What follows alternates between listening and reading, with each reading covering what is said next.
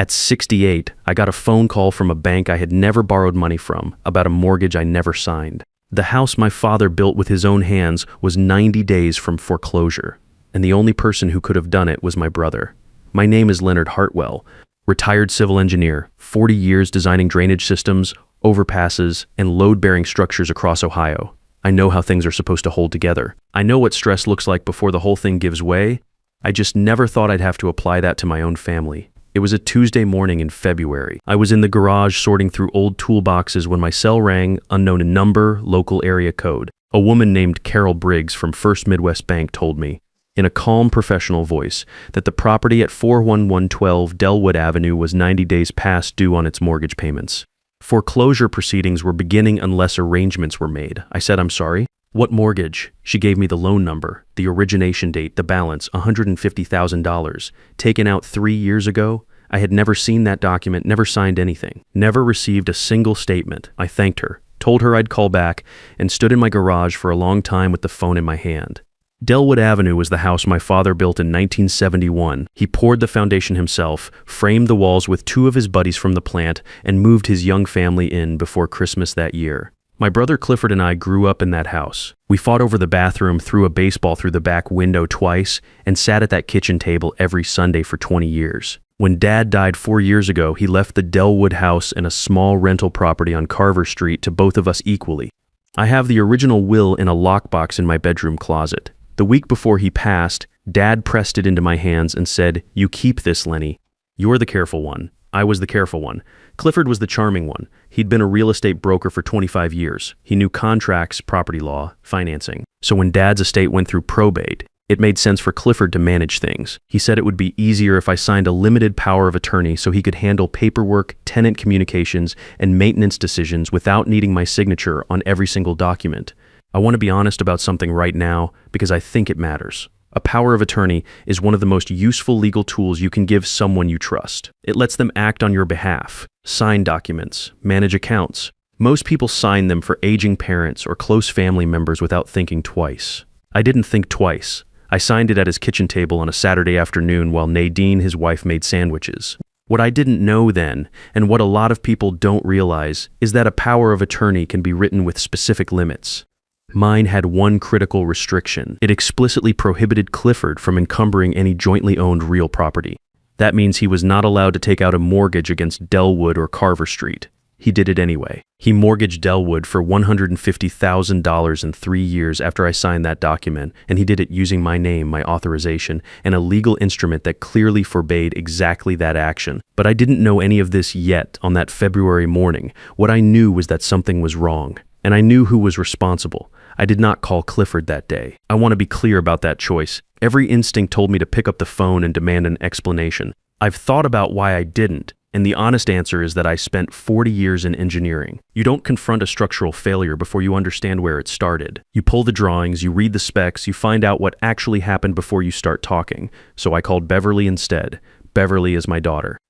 She's 38, a pharmacist, and she has her mother's ability to cut through noise and get to the point. I told her what the bank said. She was quiet for a moment and then asked one question. "Dad, how much rent have you received from Carver Street in the past 4 years?" I told her the answer was 0. Clifford always had a reason. Repairs 1 quarter, a difficult tenant the next, a dispute over the lease after that. I had let it go every time because he was my brother and I trusted him, and the amounts spread across months never felt urgent enough to push. Beverly said, "I'll call Philip. Philip is my son. He's 35, lives in Seattle, works in software. He flew in 2 days later. By the time he landed, he had already been pulling public records online, property transaction histories, business entity filings. He printed everything and spread it across my kitchen table that evening. There was a company called Briarwood Property Group, LLC, registered in Ohio, sole owner, Clifford Ray Hartwell Incorporated 4 years ago. The same year Dad died, the same year I signed the power of attorney, every rent check from Carver Street for 4 years had gone into Briarwood's account. Not a joint account, not my account. A shell company my brother created the same month I handed him my trust. Philip set the last page down and looked at me across the table. I looked at the documents for a long time. Then I said, "Get me the name of a good forensic accountant." Stuart Collier's office was on the 9th floor of a building downtown that I had actually helped permit back in 1998. I remembered the drainage specs on that project. Funny how the mind works. Stuart was around 50, quiet, methodical. He wore reading glasses he kept taking off and putting back on while I talked. The kind of man who speaks in facts and doesn't offer opinions unless you ask for them directly. I liked him immediately. I laid everything out on his desk. The power of attorney, the bank call from Carol Briggs, the Briarwood Property Group filing Philip had found 4 years of zero rental income from Carver Street, the $150,000 mortgage on Delwood that I had never authorized. When I finished, Stuart took his glasses off and set them on the desk. "Do you still have the original will?" he asked. "Locked in my bedroom closet," I said. "My father gave it to me the week before he died." He nodded slowly. "Good. I have a feeling we are going to need it." Over the next 3 weeks, Stuart pulled records I did not even know I could access. Bank statements tied to Briarwood. Wire transfers going back 4 years. The full mortgage documents Clifford had filed using the power of attorney, including the specific language of the instrument that explicitly prohibited encumbering jointly owned real property. He cross-referenced every transaction date against the public filing history for Briarwood. Then he found something else. He called me on a Thursday afternoon and asked me to come in. When I sat down, he had 2 documents placed side by side on his desk. On the left was a photocopy of Dad's will. On the right was a page from the original I had brought in. The numbers were different. In the original will, both properties were split 50-50 between Clifford and me. In the photocopy Clifford had been using with his attorney, the Carver Street property was listed at 70% Clifford and 30% Leonard. The font was slightly different on one line. The spacing was off. Someone had altered the photocopy and printed a clean version. Dad had given me the original, and the original said something entirely different. Stuart set his glasses down again. "Mr. Hartwell, over 4 years, Briarwood Property Group received approximately $100 in rental income from the Carver Street property. That money should have been split equally between you and your brother. You received none of it. Additionally, your brother used your power of attorney to take out $150,000 against the Delwood property.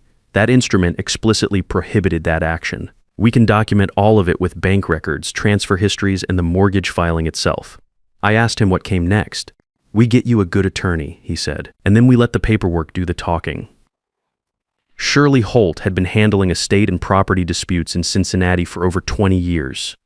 Beverly found her through a colleague. Shirley was direct, unhurried, and when I walked her through everything Stuart had found, she asked exactly 2 questions. The first was whether I had the original will secured.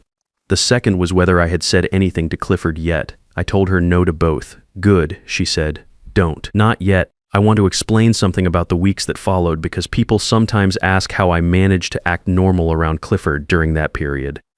The answer is that I had spent 40 years in project management. When you're waiting for a structural inspection or a permit approval, you do not call the inspector every day. You prepare your documentation, you verify your compliance, and you wait. Showing urgency before you're ready only invites problems.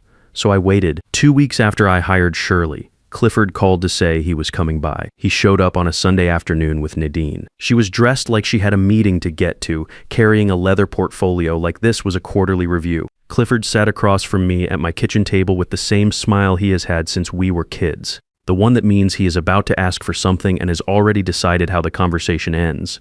"Lenny," he said, "I have been thinking about the estate. It has been dragging on too long. I put together something that would close everything out cleanly." He slid a document across the table. I looked at it without picking it up. It was a formal agreement, legal language, notary lines. The terms were straightforward. I would transfer my full interest in both properties to Clifford in exchange for a one-time buyout payment of $40,000. 2 properties with a combined market value of roughly $500,000. He was offering me $40,000 to walk away from all of it. Nadine leaned forward slightly. "You have your pension, Leonard. You are comfortable. Clifford still has obligations. College coming up. The house, this is just practical. It is what makes sense for the family." I let the silence sit for a moment. "How much is the Carver Street property worth right now?" I asked. Clifford said around $180,000, but after expenses and what it needs in repairs, and Delwood, with the work it needs, maybe $320,000. "But the mortgage has to come off the top, right?" I said. "The mortgage you took out." He stopped smiling. "Let me think about it," I said. "I will need a few days to read through this carefully." Clifford looked relieved. Nadine looked satisfied. They left thinking they had already won. I called Shirley that evening and told her what had happened. She said, "Good. Let them think you're considering it." 3 weeks later, Clifford organized a family dinner at his house. Aunts, cousins, his wife's side of the family. About 20 people around 2 pushed-together tables. Halfway through the meal, Clifford stood up and gave a short speech about how the estate had created tension and how he hoped the family could help Leonard see reason and move forward together. Every face at that table turned to look at me. I said, "I'm still reviewing things. I will let everyone know when I'm ready." Clifford's expression did not change, but his eyes did. He was not expecting that. I drove home, called Shirley, and told her to file everything the next morning. The day the papers were served, Clifford called me 7 times before noon. I let every call go to voicemail. By mid-afternoon, Shirley had filed the civil complaint, the formal fraud report with the county, and a motion to freeze all accounts tied to Briarwood Property Group. Stewart had already submitted his forensic report as supporting documentation. Everything landed at the same time from multiple directions, on the same day. That was intentional. Clifford had no time to move money, no time to prepare a story, no time to call in favors. He showed up at my door that evening. No Nadine this time, just him, standing on the porch in a jacket he had clearly pulled on in a hurry. His voice was different than it had been on Sunday. The easy confidence was gone. "What are you doing, Lenny?" He said it quietly, almost like he was genuinely confused. "You're going to drag the whole family through court over this." "I'm not dragging anyone," I said. "I am protecting what Dad left me. Dad wanted us to handle this together, as a family." "Then why did you change the numbers on his will?" He went still, just for a second, but I saw it. I held the door open. "Good night, Clifford." He stood there a moment longer, then walked back to his car without another word. I closed the door and stood in the hallway. My hands were steady. I had been waiting for that conversation for 3 weeks, and it had lasted less than 2 minutes. That told me everything I needed to know about how prepared he actually was. The next 2 months were not dramatic. That is the part nobody talks about when it comes to legal disputes. There's no music playing. There's no moment where everything clicks into place in a single afternoon. There are emails from Shirley with document requests. There are follow-up calls from Stewart asking for bank records going back further than expected. There are nights where you sit in your kitchen at 11 p.m., reading through affidavits and wondering if you missed something. Clifford's attorney, Randall Ogden, sent 2 letters during that period. The first suggested we were pursuing a frivolous claim and threatened countersuits. The second, which arrived about 6 weeks later, had a noticeably different tone. It proposed mediation. It referenced Clifford's family obligations and his history of managing the estate without compensation. Shirley called me after the second letter. "They are scared," she said. "Ogden knows what Stewart's report shows. They are looking for a way out that does not end with Clifford in front of a judge." "Is there one?" I asked. "Not one that is fair to you," she said. I told her we were not mediating. The hearing was scheduled for a Tuesday in October. I had not slept well the night before, but not because I was afraid. It was more like the feeling before a big project inspection. You have done the work. You have checked everything twice, but you still lie there running through the checklist one more time. The courtroom was smaller than I expected. Wood paneling, fluorescent lighting, the kind of room that reminds you this is not TV. Clifford sat at the defendant's table with Randall Ogden. He was wearing a dark suit, and he had the look of a man who had been told by his lawyer to sit still and say as little as possible. Nadine was in the gallery. She had chosen a seat near the back. Judge Gloria Fenn came in without ceremony and sat down. She was in her late 50s, reading glasses on a chain around her neck, a notepad already open in front of her. She looked like someone who had heard every variation of this story before and had run out of patience for the ones who thought they were the exception. Shirley presented first. She walked through the timeline clearly and without drama. The power of attorney signed 4 years ago. The specific language prohibiting encumbrance of jointly owned real property. The Briarwood Property Group incorporated the same month, sole owner Clifford Ray Hartwell. 4 years of rental income totaling $100 and $400 deposited into Briarwood, 0 transferred to Leonard Hartwell. The Delwood mortgage for $150,000 executed using the power of attorney 3 years ago proceeds unaccounted for. Then she put the 2 wills side by side on the projector screen. The original on the right, the altered photocopy on the left. The difference in the Carver Street split highlighted in yellow 50-50 versus 70-30s. Ogden objected twice during this portion. Judge Fenn overruled both without looking up from her notepad. Then Shirley called Alvin Pruitt. Alvin is 55, an electrician, and he has been renting the Carver Street property for 7 years. He was visibly uncomfortable on the stand, the way honest people often are in courtrooms. He testified that he had paid his rent every single month by check, made out to Briarwood Property Group as instructed by his rental agreement. He had a folder with him containing copies of every check he had written over 7 years. He placed it on the railing when asked. He testified that he had never received any communication from a Leonard Hartwell. He did not know I existed until Shirley's office contacted him 2 months prior. Shirley asked him one final question. In 7 years of renting this property, did anyone other than representatives of Briarwood Property Group ever contact you regarding the tenancy? No, Alvin said. Just Clifford. Always just Clifford. Clifford's jaw tightened. Ogden put a hand on his arm. Judge Fenn looked over her glasses at the defendant's table for a long moment. Then she wrote something on her notepad. Mr. Ogden, she said, your client will have the opportunity to respond. I suggest he use it carefully. Ogden put Clifford on the stand. I think it was a mistake. I think Ogden probably knew it was a mistake. But when your client has no documentary defense and the other side has a forensic accountant, a paper trail going back 4 years, a live witness with 7 years of rent checks, and an original will sitting in evidence, you run out of options. You put your client up there and you hope he holds together. Clifford did not hold together. He started reasonably enough. He said Briarwood had been set up for administrative convenience. He said managing 2 properties across town while also running his own brokerage was complicated, and routing income through a single entity made bookkeeping cleaner. He said he had always intended to reconcile the accounts with me once the estate was formally settled. Judge Fenn let him talk. She did not interrupt. She just watched him over her reading glasses with the expression of someone waiting for a bus they know is running late. Ogden walked him through the mortgage next. Clifford said the Delwood property had needed significant structural repairs. He said he had used the mortgage proceeds to fund those repairs and had planned to repay the loan from future rental income. He said this was a reasonable business decision made in the interest of preserving the asset's value. Shirley stood up. Your Honor, may I? Judge Fenn nodded.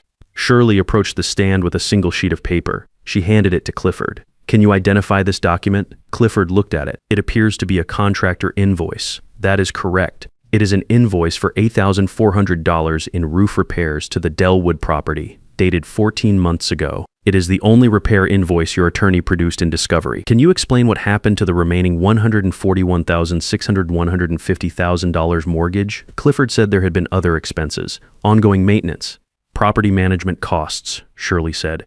Your attorney produced one invoice in discovery, one, for $8,400. We are asking about $141,600. Ogden objected. Judge Fenn overruled and told Clifford to answer the question. Clifford said the records were not all organized in one place. He said some expenses had been paid in cash. He said he would need time to compile everything. Judge Fenn set her pen down. Mr. Hartwell, you're a licensed real estate broker of 25 years. You incorporated a business entity specifically to manage these properties, and you're telling this court that you cannot account for $101,600 in mortgage proceeds because the records are not organized. Clifford said, it is complicated. I see, she said, and picked her pen back up. That was the moment I knew it was over, not because of anything dramatic, not because Clifford broke down or confessed, just that one exchange. Judge Fenn had heard everything she needed to hear. What happened next, I did not expect. Clifford looked over at me from the stand. We had not made direct eye contact the entire morning. He held it for a few seconds, and then he said, quietly enough that I almost did not catch it, I thought you would just sign the papers, Lenny. I really thought you would just sign them.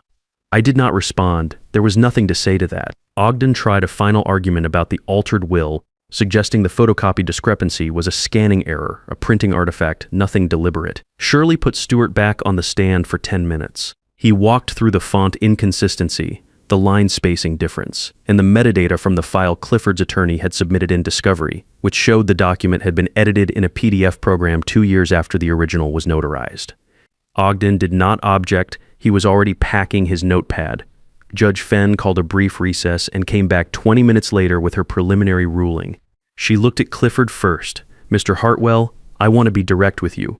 The evidence presented today establishes that you used a legal instrument in direct violation of its explicit terms to encumber property you did not solely own. You incorporated a business entity that received income belonging in part to your brother and transferred none of it to him over a period of 4 years. And a document submitted by your own attorney contains alterations that your own opponent's forensic expert has traced to a PDF editing session occurring years after the original was executed. She paused. This court finds for the plaintiff on all primary claims. She read the preliminary terms clearly and without hurry. Full restitution of Leonard Hartwell's 50% share of all Briarwood rental income, $95,700 plus accrued interest. Clifford responsible for satisfying the Delwood mortgage from his share of any future property proceeds. Leonard to retain full rights to his equal portion of both properties. All of Clifford's court and legal fees transferred to the plaintiff, totaling $92,000. She removed her reading glasses. Additionally, given the evidence regarding the altered will document, I'm referring this matter to the county prosecutor's office for review. That determination is outside this court's jurisdiction, but I want the record to reflect that this court considers the evidence significant. She looked at Clifford one final time. You had a brother who trusted you. He gave you that trust because your father asked him to, and you used it. I hope the $191 was worth what it cost you. She banged the gavel. We are adjourned. Clifford sat at the defendant's table for a long moment after everyone else had started moving. Ogden said something to him quietly. Clifford did not respond. He was staring at the table in front of him. Nadine left the gallery without looking at him. I walked out into the hallway where Beverly and Philip were waiting. Beverly pulled me into a hug before I could say anything. Philip shook my hand and then pulled me in too. I did not say much. There was not much to say. The work was done. The paperwork had spoken exactly the way Stewart said it would. We went and got lunch at a diner 2 blocks from the courthouse. I had a turkey sandwich and coffee. It was a good sandwich. That is what I remember most from that afternoon. Just sitting in a booth with my kids, eating a good sandwich, and not having anywhere urgent to be. The criminal referral took 4 months to move through the prosecutor's office. Clifford was charged with abuse of power of attorney, estate fraud, and 1 count of document forgery. He accepted a plea agreement, 3 years probation, full restitution, and permanent revocation of his real estate broker's license. 25 years of building that career, gone. Nadine was investigated separately for her role in structuring the Briarwood accounts. She was not charged, but her name was in the public filings. In a town where she had spent years building a reputation as a financial consultant, that was its own consequence. I heard through Beverly that she had lost 3 clients within a month of the filings becoming public record. Clifford tried to reach me twice after the plea was entered. The first time he left a voicemail, he said he was sorry. He said he had convinced himself that I did not really need the money, that I was comfortable, that he was doing most of the work anyway, and it was only fair. He said he knew that was wrong. He said he hoped someday I would be willing to talk. I listened to it once and did not call back. The second time he sent a letter. I read it, put it in a drawer, and have not looked at it since. Maybe someday I will. I'm not ready to say I never will. But I am also not going to pretend that sorry covers 4 years of deliberate choices. He did not make one mistake. He made hundreds of them, 1 transaction at a time over 4 years. That is not a lapse. That is a decision made over and over again. I sold the Carver Street property 8 months after the judgment. The market was good and I did not have any attachment to it. It had been a source of income my father intended for both of us, and then it had been a source of evidence. I did not need to keep it. I kept Delwood. I'm still not entirely sure why. Some mornings I drive over and sit outside for a few minutes. The oak tree in the front yard that my father planted the year I was born is enormous now. The porch he built is still level, which tells you something about how carefully he worked. I do not go inside. I just sit there for a while and then I drive home. I have been renting it to a young family for the past year. They have 2 kids and a dog that dug up part of the front lawn, which I told them not to worry about. My father would have said the same thing. The money from the settlement and the Carver Street sale went into an investment account managed by someone I interviewed 3 separate times before I hired her. I'm not wealthy, but I'm not worried either, which at 68 is about the best outcome you can ask for. Beverly and I went to Wyoming last fall. We hiked more than I expected to and ate well every night. Philip is talking about a fishing trip to Montana in the spring. I told him to book it. I joined a woodworking class at the community center on Wednesday evenings. I'm not especially talented at it. The instructor is a retired high school shop teacher named Howard, who has the patience of someone who has spent 30 years watching teenagers try to use a chisel for the first time. I have made a small shelf and a cutting board that is slightly uneven on one end. Both are in my kitchen. I like them. I'm not going to tell you that everything feels resolved, because that is not quite true. Clifford is my brother. He will always be my brother. There is a version of him I grew up with, who taught me how to throw a curveball and drove me to the hospital when I broke my wrist at 14. That person was real. What he did over these past 4 years was also real. Both things are true at the same time, and I have stopped trying to make them fit together neatly. A few months after the judgment, I was out front trimming the hedges at my house when a car slowed down on the street. An older sedan with some rust showing around the rear wheel well. It rolled past slowly without stopping, then turned at the corner and was gone. I think it was him. I went back to trimming. There was still half the hedge left, and the afternoon light was good. That is what I remember about that moment. Not anger, not satisfaction, just the hedge and the light and the work in front of me. That is what I want to leave you with. If you're listening to this and you have a family member managing something on your behalf, go find the paperwork. Read it carefully. Understand exactly what authority you gave and what limits you set. Not because everyone will do what Clifford did, but because trusting someone is not the same as knowing what they are doing. My father trusted me with that original will because he knew I was careful. I should have applied that same carefulness to everything that followed.